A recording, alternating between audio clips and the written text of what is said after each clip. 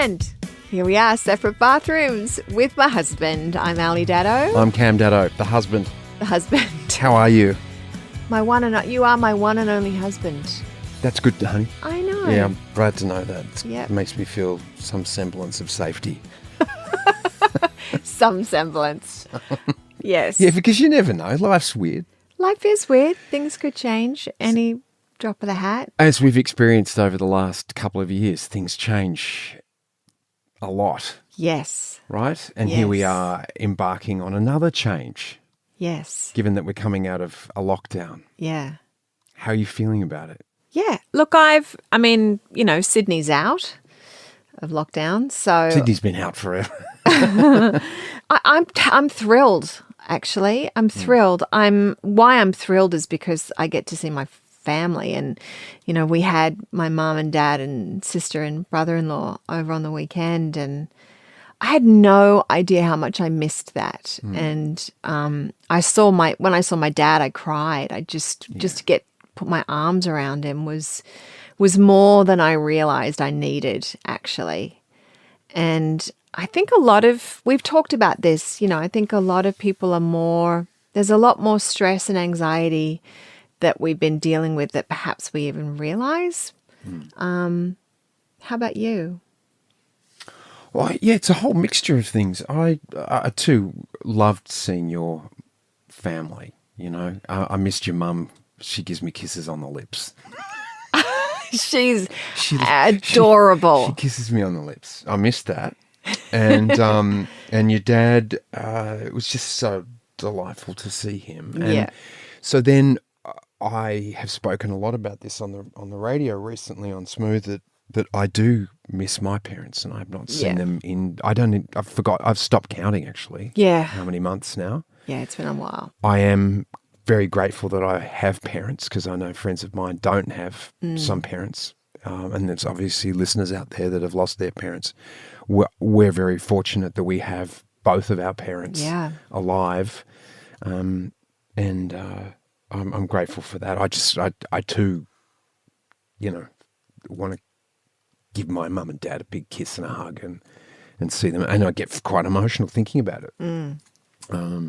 Because that's one of the reasons why we came back here to this country, was to spend time with them. Yeah. And I don't think I know that they didn't. They had no idea that their twilight years would be spent, in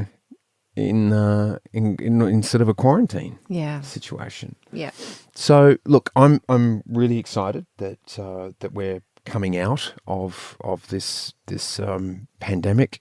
Well, I don't even know if we are coming out of the pandemic. We're certainly coming out of these restrictions.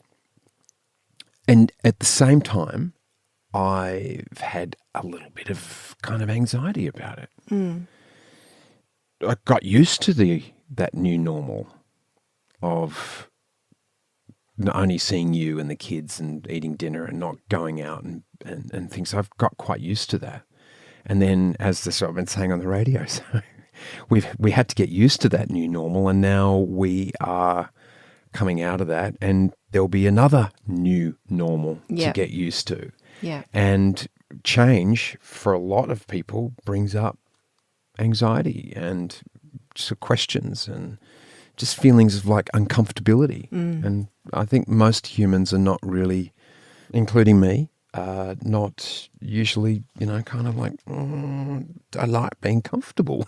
I don't like feeling uncomfortable. Yeah, change. Well, there's just a small snippet from an article that I found by a Dr. Amy Cuddy and Gillian Riley. It's from the Washington Post. And they say if you're experiencing increased sadness or anxiety along with an urge to dramatically change something about your life, some of the markers of pandemic flux syndrome, be assured you are not alone. Many people are feeling such tensions, although human beings are more resilient than we generally appreciate, which I completely agree with. It will take time for many of us to stably recover, to reflect and recalibrate. And I relate to that a lot, where because there was so much of this, what are you going to learn? What are you going to do? What are you going to change while and get fit and get healthy while you're in lockdown? And there was a lot of that talk. But it was sort of a little bit like this chrysalis moment of the butterflies emerging, what am I going to change now? And what are we going to do differently? And so far I've done nothing differently. But I hadn't planned on doing anything differently. Right. But I did feel that. I did sort of all of a sudden. What? I did feel like I should do something differently, and sort of had all these ideas of like I'm gonna become the best morning person ever and make a morning routine, and then it's like I'm going to go traveling, and then I'm going to do this, and it was all those things that we weren't Traveling was a bit hard. allowed to do. Yeah, we weren't allowed to do.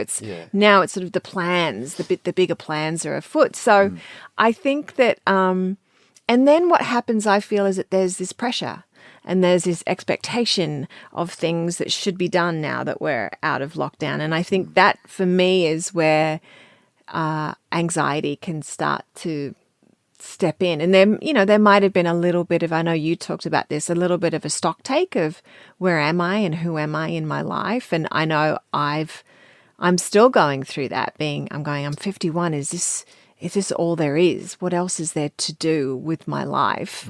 Which I don't think is a bad thing at all.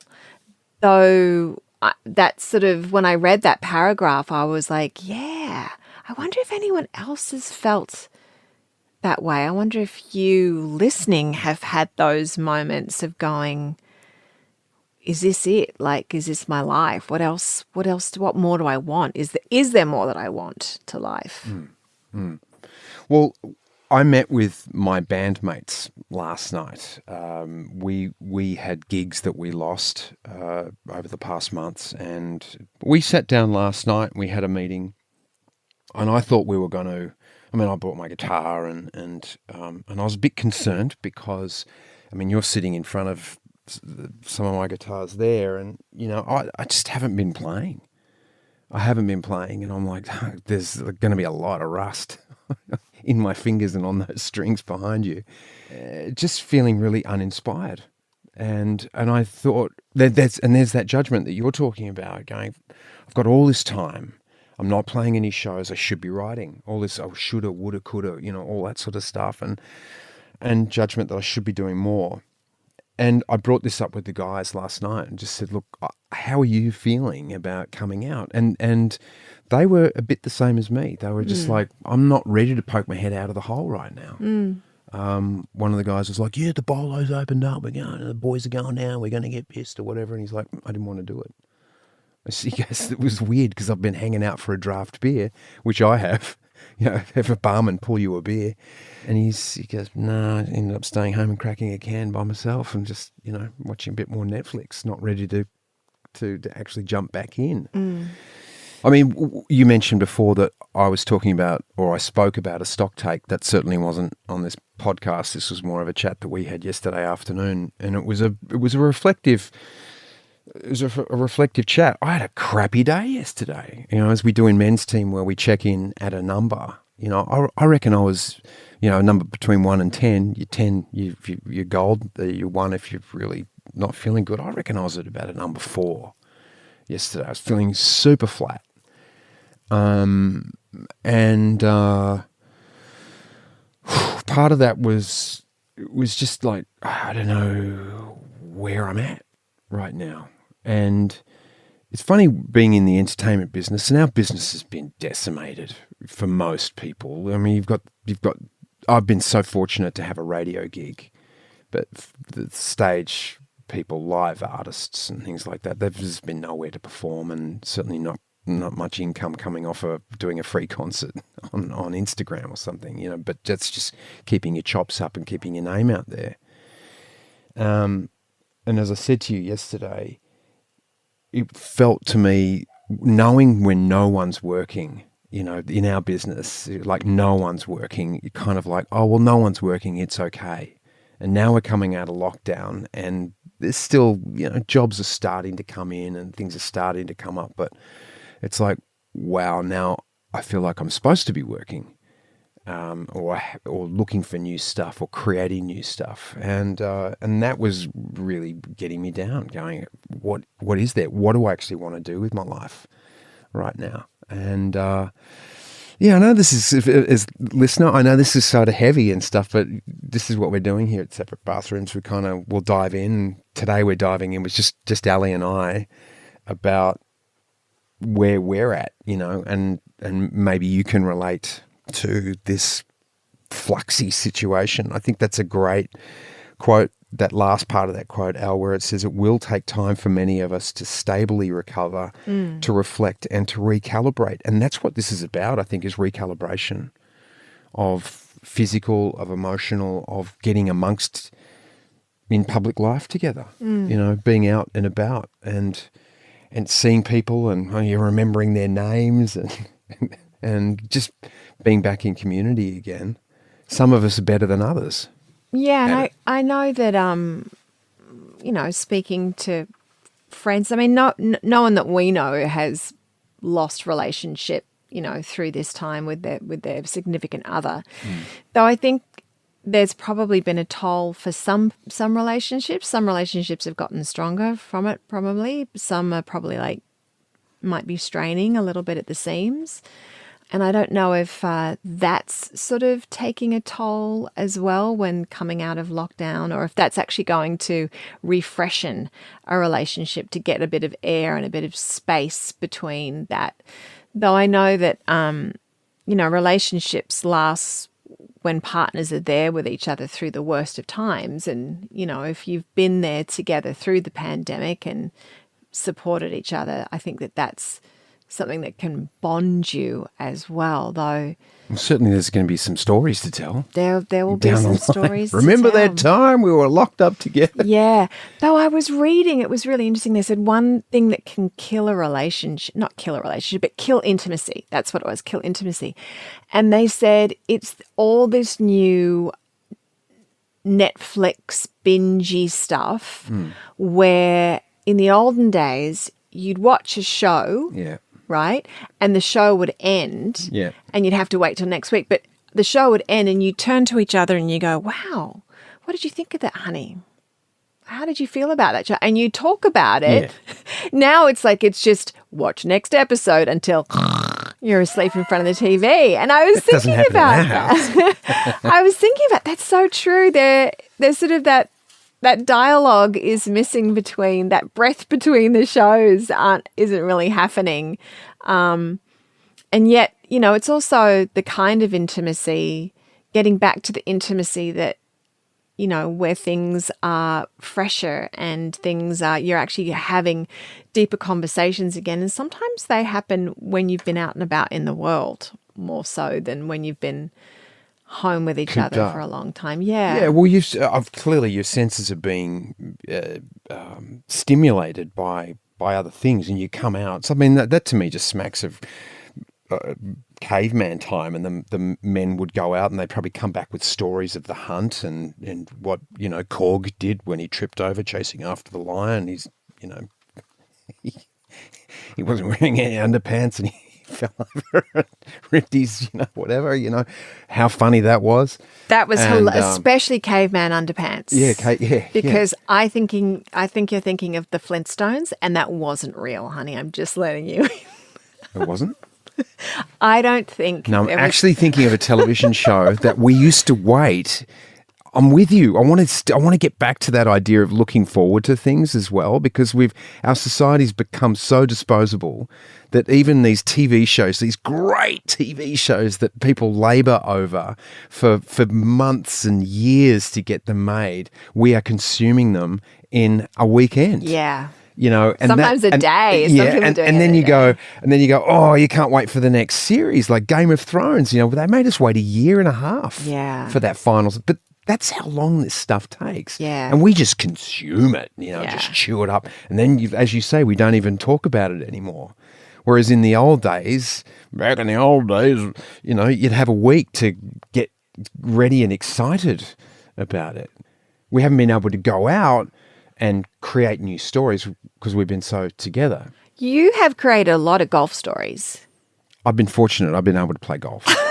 But the thing There's is, you been a don't want to hear my golf stories. And I will There's say a this lot of about golf golfers, honey. But I know this because you taught me this. The only person who's interested in hearing a golf story is the one who's telling the story about Yeah. himself, because the other dudes don't care. It's like, what did you get? How many did you get? Yeah. Did you get a 5 or a 6? You got a 6? Great. I beat you. Right. Yeah. Anyway, are you looking forward to heading out on your own? I mean, I know I have one of my friends is her husband's worked from home this whole time, and I know she's really looking forward to him going back into the office again. There's a few mums that I know are like, oh yeah, husband back in the office just to again. So it's exciting at the end of the day, you know, when they come back from the office. And though, I mean, yeah, look, I am excited to go out. Yeah, it's live music, it's plays, it's going out with friends, it's going over to friends, it's that stuff that I'm excited to do with you, the socializing. It's the quality time.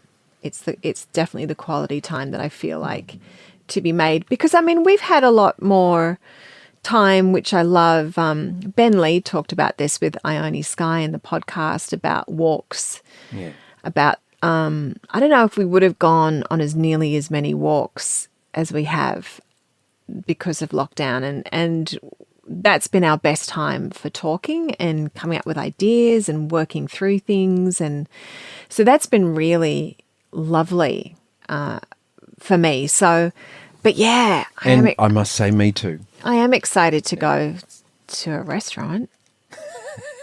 And not cook and have someone served. I think that, I'm excited for that. So it's such a curiosity for me to wonder what's evolved through this time relationship wise with the significant other, you know.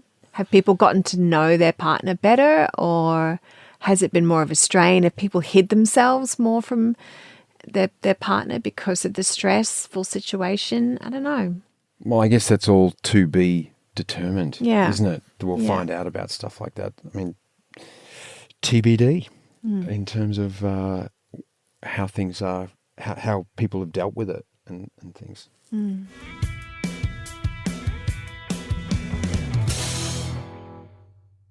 Well, I was looking up some ways that I'm always looking for articles and ways to tend to a relationship and some ideas of things that might assist if your relationship's gotten a little bit stale in lockdown.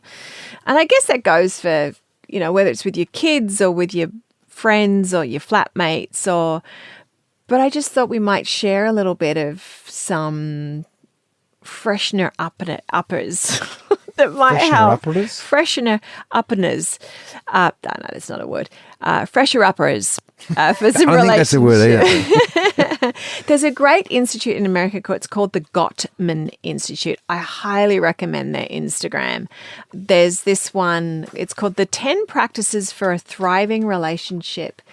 And look, a lot of them are no-brainers. A lot of them are just like, of course. But I always think they're important to read over again and just to sort of remind myself of some ideas. Do you want to hit number one? All right. Number one, build a culture of appreciation, respect, and tolerance. Yes. Yeah, that might have been tested in lockdown. Tolerance and respect. All right, number two, develop trust through sharing your vulnerability. Yeah, I agree with that. Yeah. It's been Which we've just done. It's been a very vulnerable moment, vulnerable time.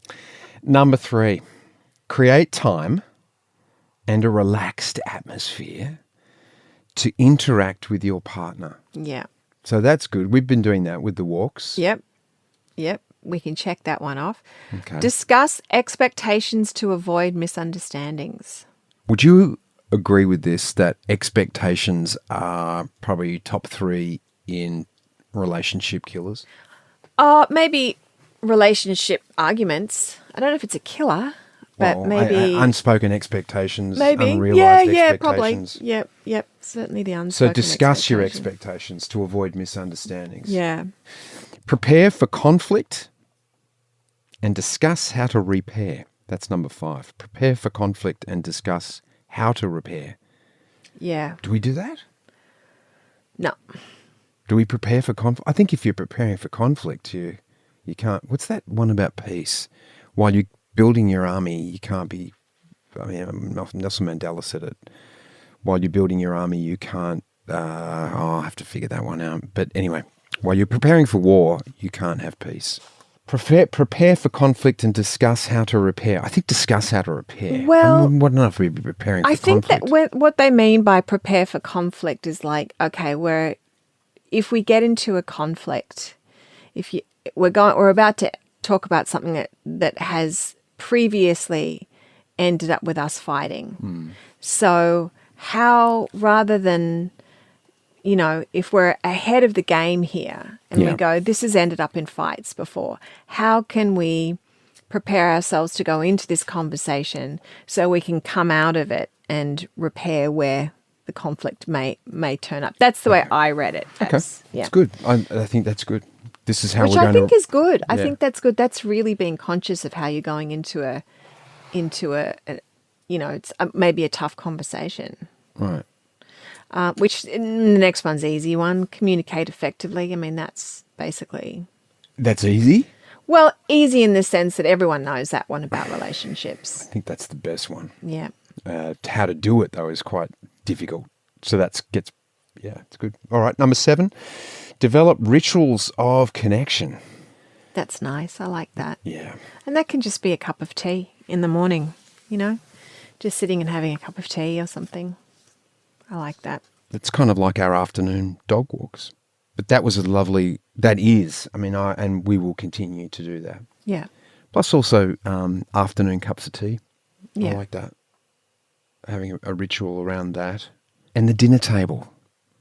Our ritual evening meal is really important. Yeah. Attune to your partner. How do you attune to me? Well, I think after knowing you for this long, I know when you're in a funky mood, when you're antsy about something. I usually know when you're going to blow up. I can feel it coming because there's been a certain amount of things that have happened along the way. Yeah. And I'm going, I know what he's going to come in and say at this moment. And I'm 99% usually right about what's going to, certain things that just I know set you off. And it's like a storm sometimes that's building. And then sometimes there's, things that are... Do I ever surprise you and go, shit, he didn't actually go off? Yeah, sometimes. Yeah, like certain things in, a mess in the room or, in the living room that kids made or something, and you've come in and I was like, oh, this could be bad. And then it's not. So, yeah, certainly. Yeah, I've been trying to be a little less predictable, but also maybe a little bit more, have a bit more graciousness, I think, and just going, okay, find a different way other than blowing up, but just to say, okay, that, like I said to Lotus earlier, Lotus is an incredibly creative, our kids are very creative. She's making stuff. She loves to make a mess. And I was like, this dress you're making is putting a fair bit of fluff around. Yes, Dad, I know. I'll clean it up. It's like, okay, she will. And leave it. Because my problem was in the past is I would often harp on it, and then she, being the stubborn Taurian, would just go, I'm not doing it. She wouldn't do it. So that's attuned to your partner. Yeah. Establish a regular stress-reducing conversation. I don't know if we have that. We've established that, but that's a good one.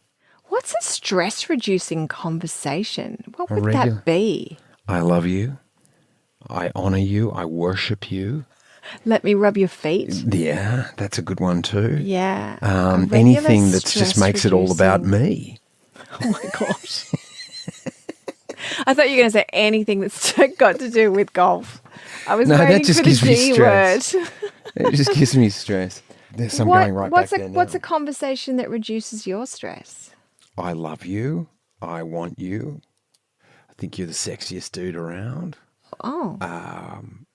That sort of stuff. That's a stress-reducing conversation because then I know that, well, yeah, hey, she's seeing me. Right. Brown chicken, brown cow. Wow. Interesting. Okay. What's one for you? I hear you. How can I assist you? Tell me how your day was. I want to hear more. Oh, that's nice. I'm so curious about how you're feeling about this. I remember when you told me that. How did that go for you? So good. You are so good. That's my stress, knowing that you've listened. I always say the same thing though. That's always my go-to love language is feeling listened to. Yes. Yeah. All right. So let's establish a regular stress-reducing conversation. Okay. I tell you what is most conversations for me with you that happen in nature. Yeah. Where we are. So if we're walking along a bush track, and that to me is often stress-reducing if I'm in nature, if I'm in the green. Yeah. Even if we are talking about money or Yeah. that sort of stuff. Number 10 of this list of 10 practices for a thriving relationship from the Gottman Institute, that's Gottman, is accept for and give forgiveness. Accept for and give. Does that make sense? Accept forgiveness. It is a weird sentence. It is a Gottman. So, yeah, a Gottman. So it's accept and give forgiveness. Accept and give forgiveness would be the last one. Right.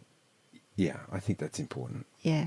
It is. And we have spoken about this in my days of reflection and going, God, what happened? What happened over those 25 years in America? So easy to sort of go, what was that time? Was that a dream? Was it a whole nother chapter? And being able to forgive myself for mistakes that I made and probably forgive you for the mistakes you made more than the ones I made. But you're supposed to laugh at that. That was a joke. Mm-hmm. Oh, God.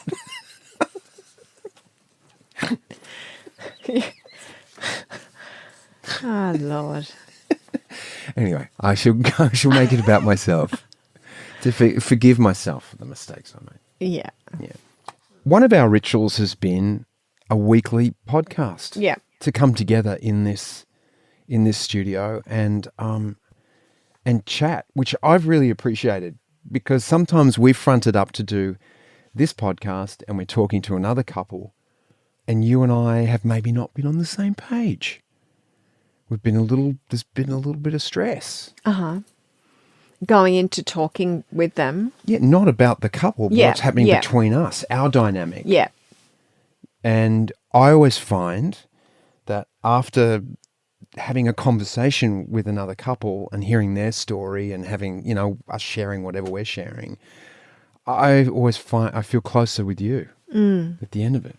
Yeah, I feel the same way. I feel there's been so many good, I've had the good feels after listening to the couples we've spoken to that just, it reminds me about love again. It reminds me about young love because we've had people who've just gotten engaged and we've had couples who've been married for a long time and are still so in love. And it reminds me that that we're doing all right. We're doing all right, you and I. We've made it this far, and I still love you. And to hear other couples talk about love as well, it's just I find it really heartening. So yeah, that's been a wonderful. I mean, we started before lockdown and have gone through lockdown, and that's been a real gem to be able to, and a real honor actually to talk to those couples about some intimacies that they have gone through themselves. I think absolutely agree with you. And it's a massive privilege to be part of it and to hear it. And also to you, our listener, your input toward this through the Facebook page. Instagram, I love, and we've got some beautiful messages. And thank you for your involvement and your input. And we encourage more of it. We want to hear from you and stories and people that you would like us to speak to and stories to tell and things like that, because it is a privilege, and we're on this platform together and on this raft and sharing these things. I did see on this about communication, and there was some different readers have sent in their ideas, and there's this one here. Sure, honesty is good, but it's your delivery. Be kind and patient. And I think that's really important, that we stay kind and we stay patient, and we stay curious, and watch our tone as we speak to each other. Tone is everything. Yeah, in the delivery. There's another quote. There's another quote here from someone that said, "Say what you mean what you say, and don't say it mean." I think that is so good. Say what you mean what you say, and don't say it mean. Which is it? Basically, my other favorite one is, is it the truth? Is it necessary? Is it kind? Check those things, but otherwise don't say it. Yeah. Right. Otherwise don't say it. Yeah. Wow. Yeah. Hey, we're out of time, honey. Yes. I think it's time for a walk. Or a cup of tea. Can we take a cup of tea on the walk? Let's do both. Thanks for joining us. We'll be back next week with some couples in the bathroom. Oh, really? Yeah. Oh, that sounds really fun. That sounds steamy. All right. Till soon. Hang in there, everyone. Thanks for listening.